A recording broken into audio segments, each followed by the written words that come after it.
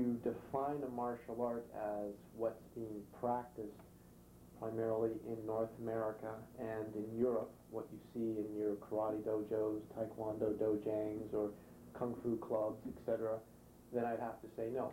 Black Mamba is not just a martial art, because Black Mamba, in its scope, is much broader than what's being practiced today as martial art.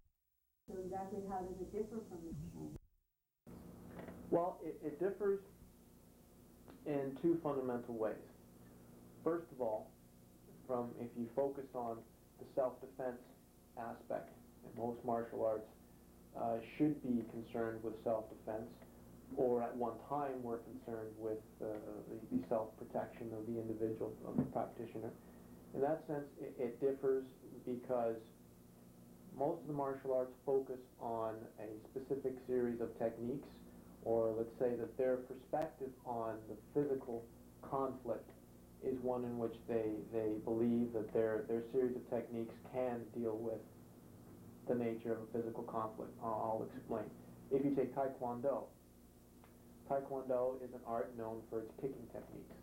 90 or 95% of the Taekwondo techniques are actually kicking techniques. From the Taekwondo practitioner's perspective, kicking is sufficient to deal with self-defense. From a boxer's perspective,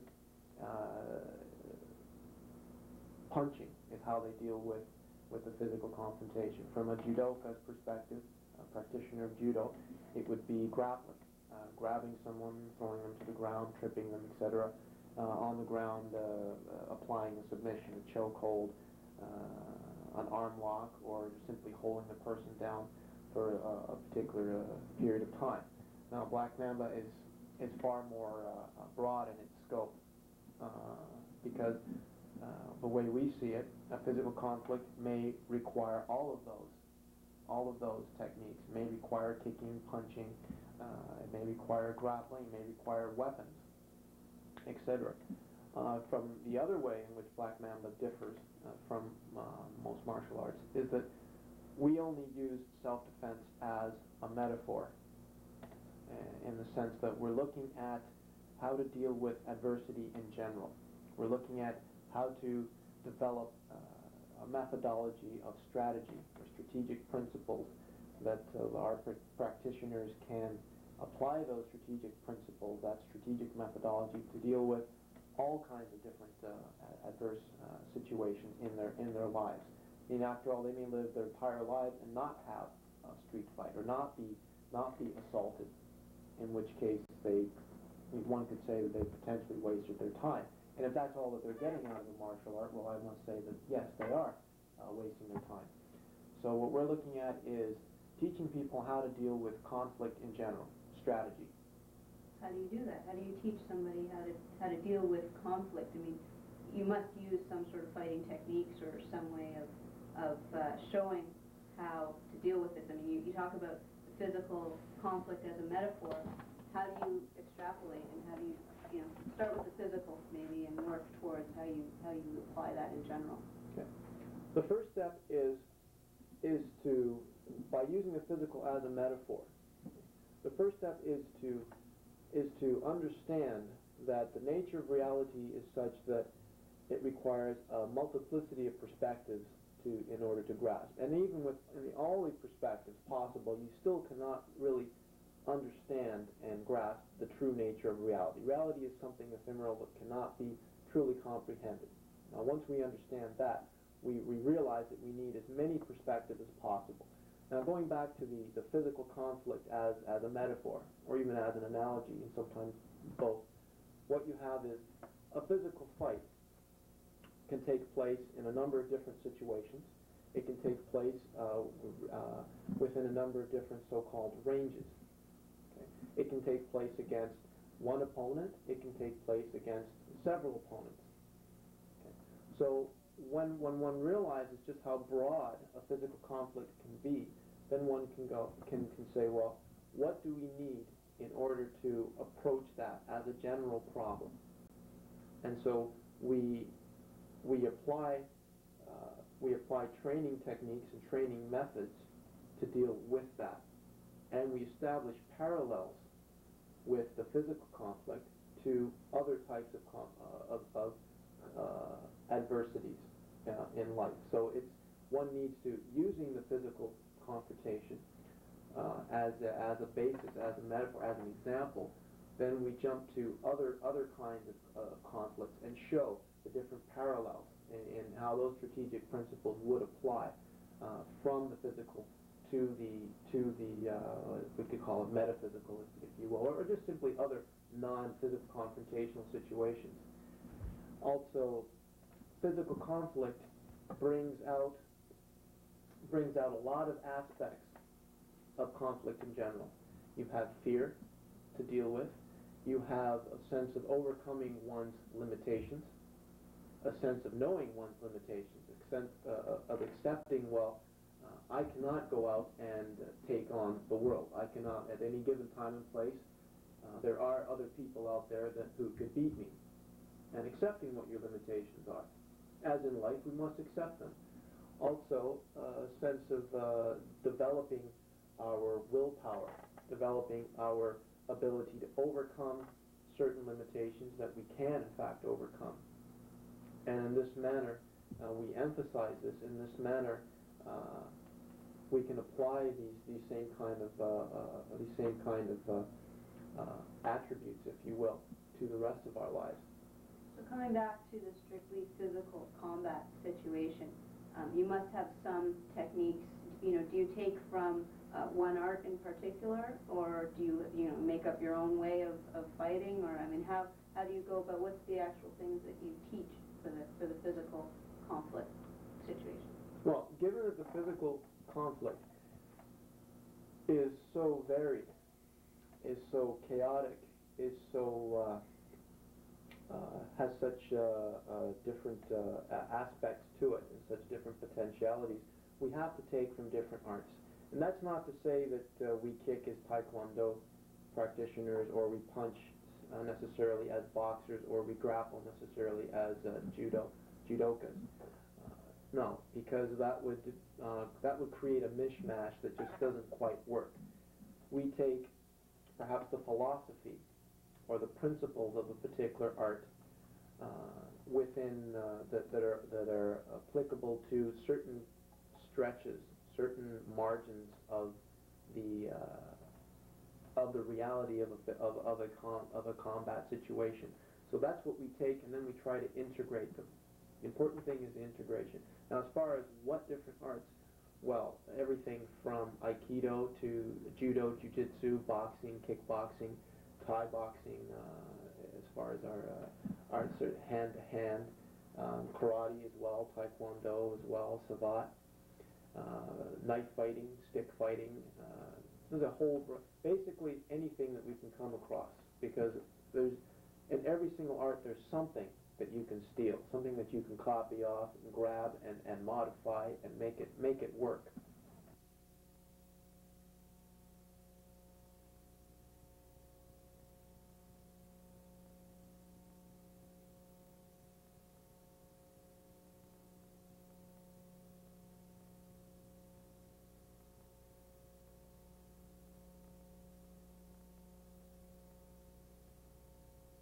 Talk about integration and all of these different systems meshing them together so that they work for you. It sounds sort of like what Bruce Lee was trying to do with Jeet Kune Do, and I wonder how you would say that your system differs, or even if it does differ from Bruce Lee's system. Well, I must say that Bruce Lee's Jeet Kune Do was an inspiration to not just myself, but probably to most martial artists. First of all, Bruce Lee was the initiator of breaking away from tradition, of looking at fighting in particular from a multiplicity of perspectives again, not accepting just one point of view as the point of view, as the truth, first of all. So you could probably establish a number of parallels in that sense. However, without going in depth into what I understand to be the philosophy of Jeet Kune Do, I must say that what's been recognized as a mistake by Bruce Lee and by himself was actually labeling it Jeet Kune Do, the way of the intercepting fist. Because when we define something, the whole purpose of defining something is so we know what it is, but also what it is not. Therefore, what I say is when you define something, you confine it. You establish limitations on what it is. You've set a margin around a series of boundaries that say this is what Jeet Kune Do is. And that's something that, as I mentioned, Bruce Lee did have difficulty with afterwards. And as a consequence, I'm not exactly sure that he would be, how enthusiastic he would be about how Jeet Kune Do has developed subsequent to his death. Okay, so I guess, although you follow the integration philosophy of Jeet Kune Do, I guess that's why you called your system Black Mamba, I guess, so that it wouldn't be confined to the same limitations as a system that's called Jeet Kune Do, the way of the intercepting fist. That's precisely, that's exactly it. By giving it a name, you have to give it a name, give something a label so people know what you're referring to. By calling it Black Mamba and using a term that's actually neutral, there's no, it's not Black Mamba Gung Fu or Black Mamba Karate or Black Mamba Jiu-Jitsu, no, it's strictly Black Mamba. That gives me a lot of flexibility as to how the art, if you will evolve and will change. There's no limitations on it. When I say Black Mamba, people envision the snake. That is, if they know what a Black Mamba is.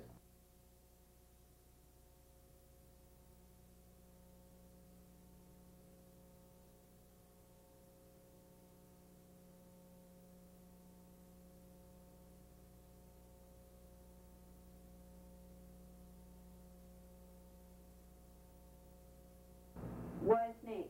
What is the symbolism behind a snake and behind the Black Mamba in particular? Well, if you look at the snake in general, and you focus your perspective on Eastern philosophies, Eastern cultures, as opposed to Western, the snake represents wisdom, it represents knowledge. For example, Kundalini Yoga, which is the yoga directed towards awakening the so-called serpent power, the highest powers, psychic powers of the human being. The snake has a totally different connotation than it has in Western culture. So from that standpoint, we're looking at trying to empower the individual as much as possible. That's from the general snake perspective. As far as the Black Mamba in particular, why a Black Mamba? Several reasons. Number one, the Black Mamba is known to be one of the most venomous snakes, the fastest snake known to man, and speed is certainly an attribute as far as dealing with conflict in general, dealing with it with the swiftest and most efficient way possible. So from a Black Mamba, you have its venom is effective, it does the job, and its speed is of the utmost as far as the snake world is concerned. So it is also quite efficient. Now the snake has certain physical attributes that are very admirable.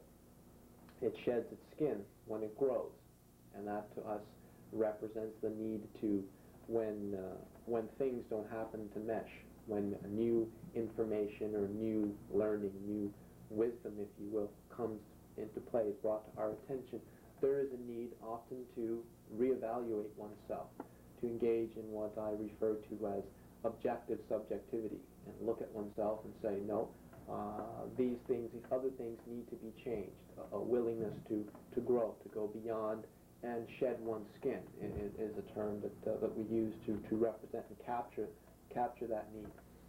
Also, the snake is an animal that can adjust its form to wherever it is contained. It can wrap itself up in a coil and fit into a box, or fit into a bag, or fit into whatever. So it's very flexible, very adaptable, representing the need to adapt one's strategy to the particular situation, the nature of the conflict, the nature of the opponents that one is facing in the conflict, be it in a physical confrontation, it would be one's enemies, one or several. If we were dealing with another type of conflict, an internal conflict, it could be adapting one's strategy to the nature of the conflict. It could be a habit that we want to overcome. So it's a matter of, it shows the flexibility, a need to be flexible.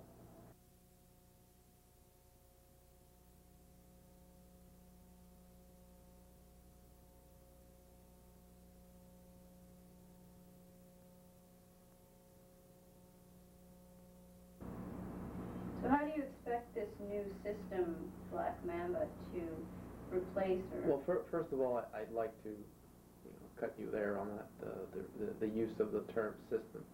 It's a term that doesn't really adequately capture what we're trying to do here in Black Mamba. I prefer philosophy or art, although sometimes myself I refer to it as a system for lack of a better word. Now, a system tends to imply a fixed set of rules or doctrine to kind of perpetuate the same kind of organization, and that's what we're trying to get away from in Black Mamba. So philosophy, art, probably a better term. Sure, okay.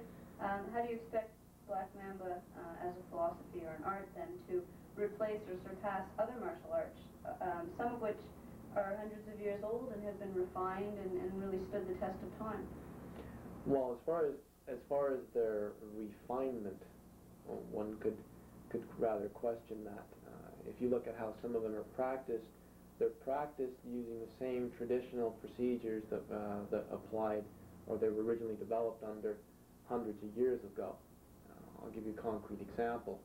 If you look at some of the Korean or Japanese arts that are practiced barefooted, and at the time when they were developed, it was an adequate application because people did walk around barefoot, or they wore some kind of footwear that was easy to slip off, and therefore training in bare feet was close to the real thing. Nowadays, in particular in a Western culture, Western environment, most of the time we are wearing shoes. So why practice barefoot if when the real thing hits you, what you're going to be wearing are shoes? So you train in shoes then? Well, most of our training is done with shoes. It is done with shoes because most of the time when we're outside, that's what we're going to be wearing. That doesn't mean that there are situations where you may be barefoot and you may have to protect yourself.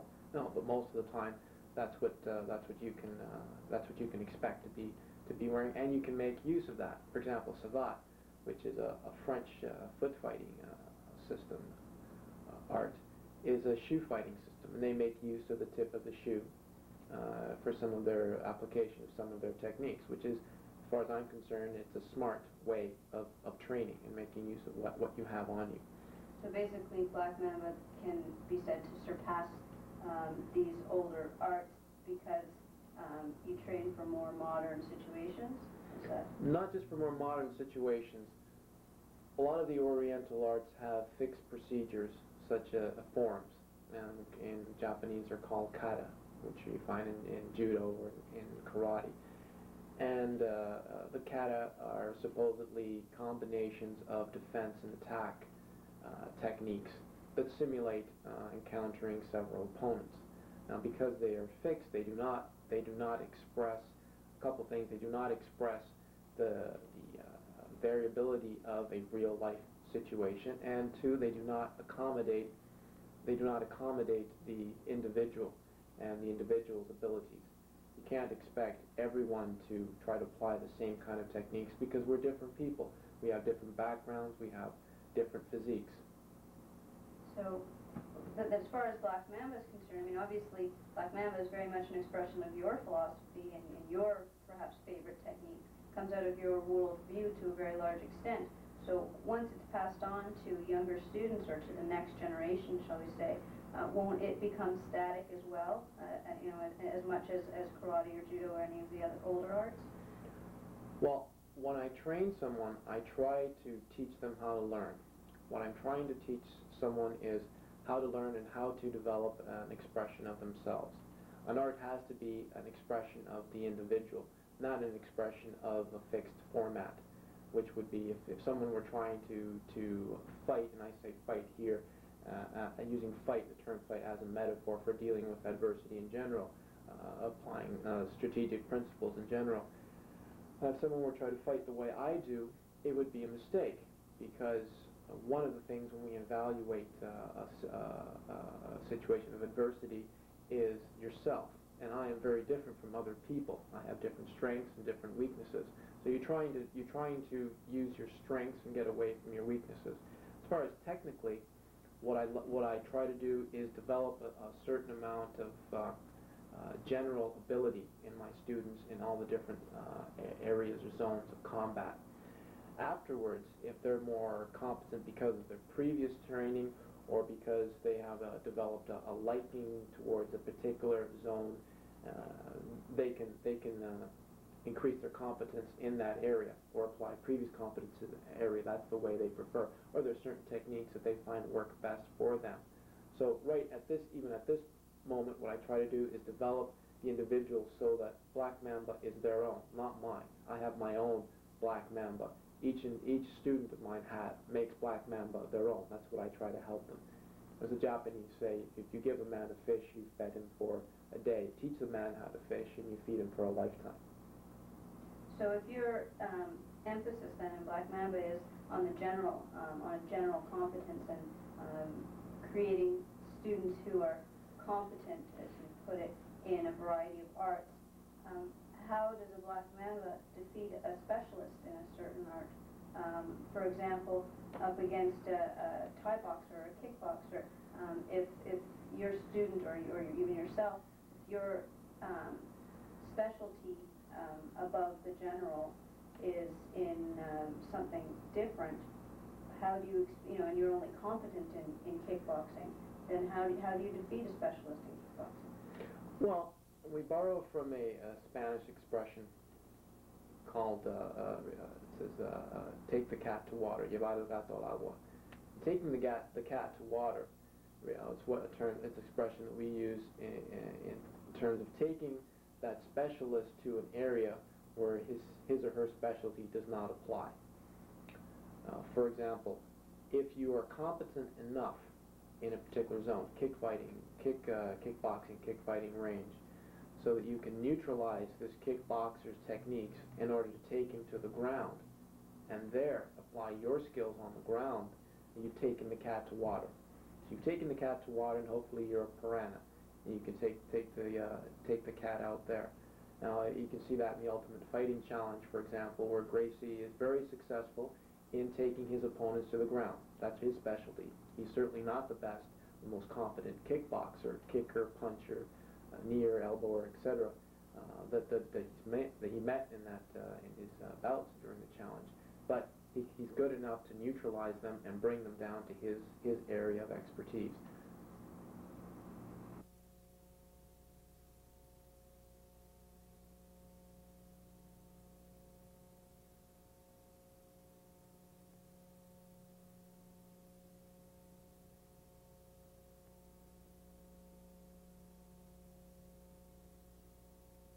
Okay, one thing that you mentioned that was interesting was the idea of no rules.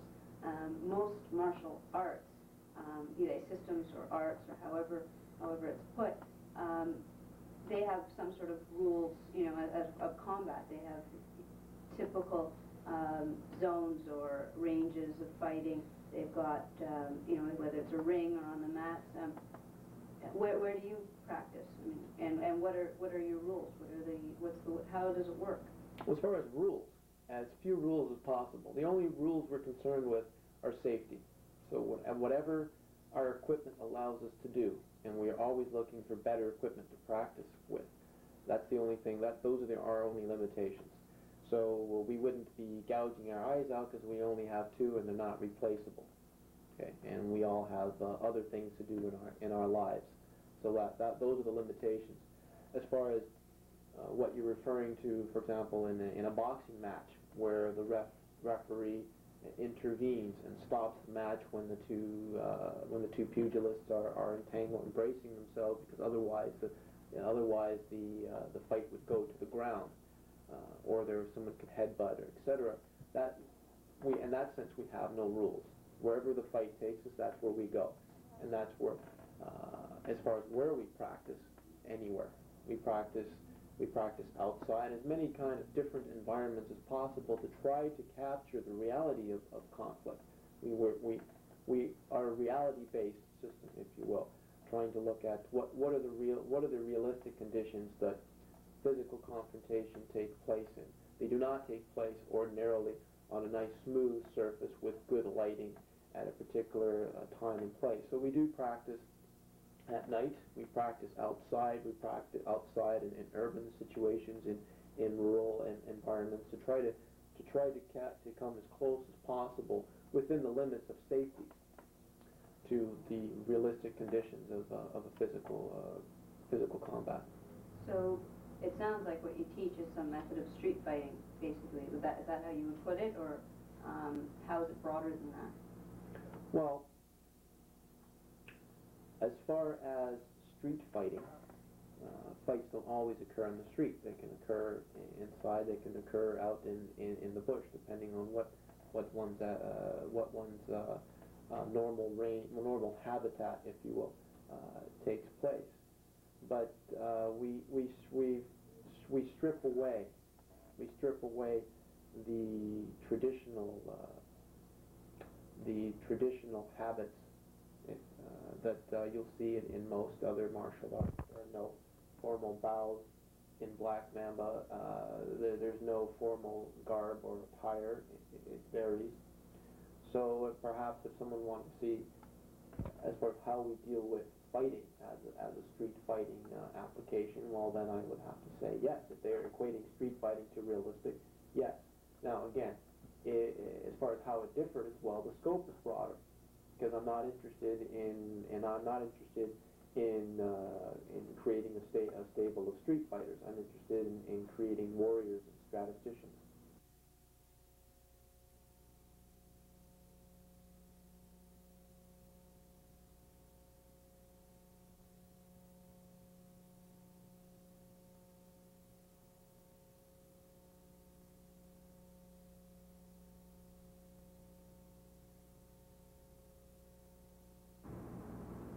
In order to borrow or incorporate different aspects or techniques from other martial arts systems, you must have studied quite a few of them extensively.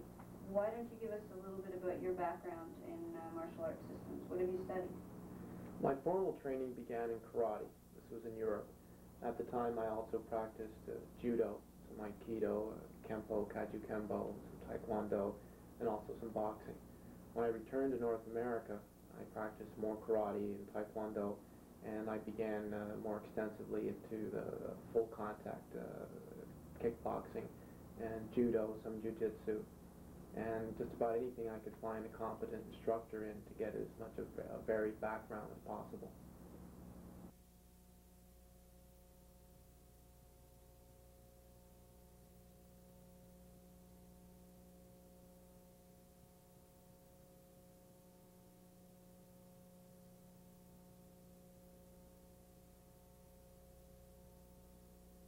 If all you've studied then are systems, and you've just mentioned previously that systems don't recreate a realistic type of fighting combat situation,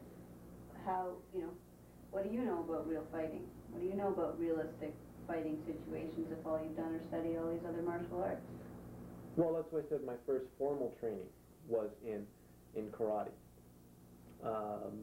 Much prior to that, my experience was on the streets. Initially in North America, growing up at a time, or being born at a time where mixed marriages were not very common, and the offspring of mixed marriages were referred to with a number of derogatory terms. Life was rather difficult, and most often, almost on a daily basis, it required dealing with physical conflict, and it was often not on fair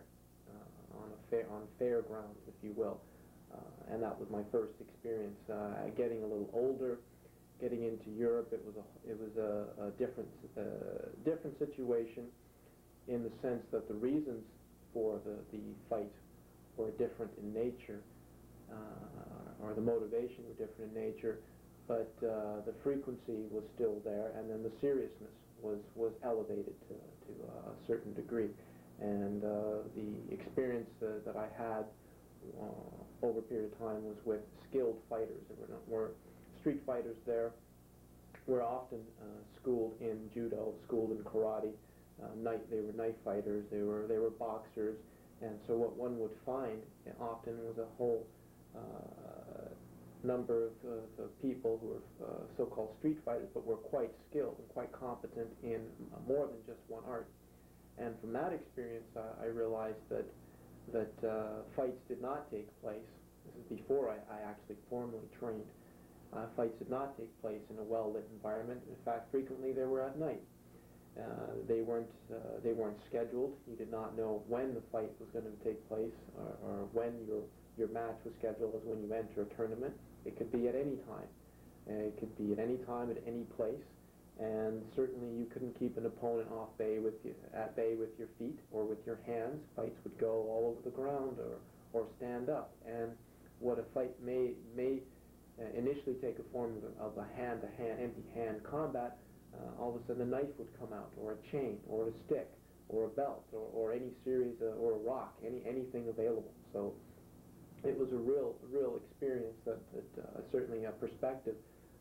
So when I did come to train martial arts formally, and actually, in fact, it was to get away from the streets, I had a very different view that some, in fact, I'd say most martial arts practitioners have. I certainly had a heavy dose of reality infused in me, and that's what I was trying to that's what I had in mind when I went from martial art to martial art, to try to become competent, or more competent in dealing with that reality that I'd experienced. As an instructor then in Black Mamba, when your students may not have had the same background as street fighters, how do you recreate for them a realistic situation in order to train them properly? First of all, you have, as I mentioned, the physical situation, what we refer to as the terrain, which encompasses the three-dimensional configuration of space, the weather, the lighting, the surfaces, etc. And that's where you train and the time of day, and etc. can adapt to that. However, the psychological effects, the fear, that gut-wrenching fear of not knowing, of not having anyone to intervene on your behalf if you lose or when you are losing, of the pain, the fatigue that sets in when you are afraid. What we attempt to do is to fatigue the student. Fatigue is something that we work with heavily. So we may, for example, in a particular drill, have the student do a 400-meter sprint, and then engage in a combat drill with a fresh opponent, or have the student fighting one opponent in one zone, say stand up at kickboxing zone, and then take on a fresh opponent on the ground, or vary things up, because the physiological effect of fear are quite devastating, can be, and that way our students are accustomed to forcing themselves to go beyond that, and they become familiar with that, what fear does, and that fatigue that sets in when adrenaline is flowing, and all kinds of hormones are being secreted into the system. So that they become familiar with that, and they find that they can overcome that with their will. They can overcome that. What about as far as terrain? How do you train for different situations? You talked about three-dimensional configuration of space. How do you train? I mean, do you train in different? I mean, you can't really train in a jungle or in a desert. I mean, those are extremes. But how do you recreate realism as far as the terrain is concerned? Well, taking the training to a number of environments is one way. Also, in order to familiarize, in order to make the practitioner, the student, more aware, cognizant, sensitive to the terrain, we engage in other activities. One that we practice heavily is paintballing. And paintballing does two things. Not only does it make us far more sensitive to that key variable in the combat situation, which is terrain, it also allows us to bring our strategic, or practice our strategic principles on another level. So it allows us to take that strategic training and apply it in a different manner. In a different manner. So with this no rules, no holds barred attitude of realistic fighting, what do you think about the Ultimate Fighting Challenge? Well, I have let's say, two diverging standpoints regarding Ultimate Fighting Challenge. From a positive standpoint, I would say that it is a good thing. It is a good thing because it finally, in a rather brutal way, allows people in the martial arts world who tend to have blinders on and tend to focus on the way they practice their fighting, the techniques and the tactics, if you will, that they employ, and without being cognizant of what other people are doing. So in a rather brutal manner, which is very hard to deny, it shows what works and what doesn't work. For example, in particular, it shows the strength of grappling. It shows also how the flashy kicks don't work. It shows what, in a rather brutal way, certain techniques that work and certain strategies that do not work. So that's most of what I have to say as far as the positive. As far as the negative, it is a no holds barred to a certain extent, because to assume that a combat situation occurs at a predetermined place and time is again going back to a certain tournament match mentality. To assume that one can defeat whoever one is facing at a given time and place is also a foreign mentality, because, as I tell my students, anyone can take anyone else out. Depends on the place and time. If someone can catch you off guard in an office situation and stab you in the eye with a pen, I don't care how tough you think you are, it's over. It's game over for you. So back to the Ultimate Fighting Challenge, it doesn't make use, for example, of the terrain. It's rather artificial. It doesn't make use of weapons. It doesn't make use of other factors out there where sometimes your goal is not just to defeat your opponent, it's to make it home safely in one piece.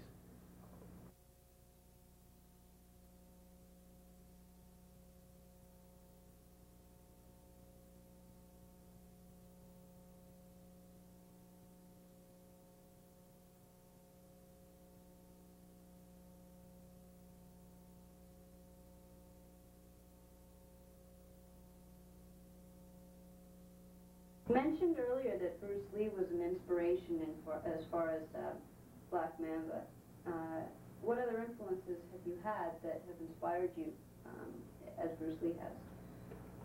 Well, some of them were directly related to the martial arts world or philosophy, if you will. Some of them were not. The concept of, for example, concept of a Renaissance man, the concept of being capable and competent in various areas having various areas of expertise as opposed to just one narrow specialty, which also has to do with what Bruce Lee's concept. There's the Book of Five Rings by Miyamoto Musashi. There's other Eastern philosophies, Taoism, Zen, etc. But I'd say in particular, I'd have to go with The Art of War by Sun Tzu. I'd have to say that's the furthest reaching in its ramifications. The Art of War, which has numerous different there are numerous different editions, and which its title is translated in various different ways, including The Art of War, The Art of Warfare, The Art of Strategy, and it could also be interpreted as the martial art. And as far as I'm concerned, that is the focus that martial artists should have. Strategy and the art of war being considered a fundamental and essential treaty on strategy is something the martial arts should draw from heavily. So your goal in training your students, for example, is basically to have them be Renaissance men, capable of fighting in all situations? Is that what you'd say your goal is? Well, as far as physically, as far as their ability to fight, I would say that would be my lower level goal. My higher level goal is to change their perspective on reality and their perspective of themselves. Is to instill in them a view of themselves that they can change, that they can adapt, that they can overcome, and to see adversity as just something that's one of those inescapable aspects of life, and that they have to deal with. I'm interested in creating warriors, not fighters. What do you mean exactly by warriors? What's the difference between a warrior? I mean, I think of a warrior as a guy with a sword and fighting. That's what warriors do. How do you differentiate between a warrior and a fighter? Well, on those terms, let's put it this way. If I were to be hit by a car tomorrow and in a wheelchair for the rest of my life, I'd still consider myself a warrior, even though I couldn't be a fighter. That's one way of visualizing that. 50 years from now, when I can no longer fight because I'm too old, I'll still be a warrior. A warrior is something has to do with one's spirit, has to do with one's indomitable will to overcome adversity and seek knowledge and self-empowerment. That is the true essence as far as the Black Mamba philosophy is concerned of a warrior. A fighter, on the other hand, can be someone, a pugilist, a prize fighter is a fighter, someone who deals with strictly physical conflict, and they may or may not be warriors. In fact, they may be all around pathetic human beings, but they're competent fighters, and that's not what I'm interested in. So you consider then a warrior as being beyond fighting and somehow in the mind? You're trying to train their minds as well as their bodies? I'm trying to train their minds, their bodies, and their spirits. So then, if that's your goal in training your students, what exactly would be the goal of this video? What do you expect your viewers to come away with? I expect them to come away with basic understanding of what Black Mamba is. I expect them to come away with more than just a series of techniques, fighting techniques. I expect them to understand that there is something different here that requires a look, another look, maybe a double look. That's what I'm expecting them to come away with. And where do you see Black Mamba going in the future? You've talked about how as a snake sheds its skin, Black Mamba has adapted and updated itself throughout, the time that you've developed it. Where do you see it going, and where, for example, do you see it 10 years from now or 20 years from now? Well, that'd be a rather difficult question to answer. That's like saying, well, how will the fashion industry be 10, 20 years from now? Where would you like it to be then? I'd like it to be at the forefront of whatever happens to be taking place in the martial arts world, if you will, as well as in the field of psychology. A lot of my academic training has to do with the field of psychology and cognitive science, and that's where I draw heavily from as well. Sports physiology. As soon as any kind of innovation, anything that has to do with training people and liberating them and allowing them to grow and to be self-empowered, I expect to draw from. And I expect that if it's not myself, whoever happens to be in charge and representing the system will take that standpoint and will be on top of things and keep at the forefront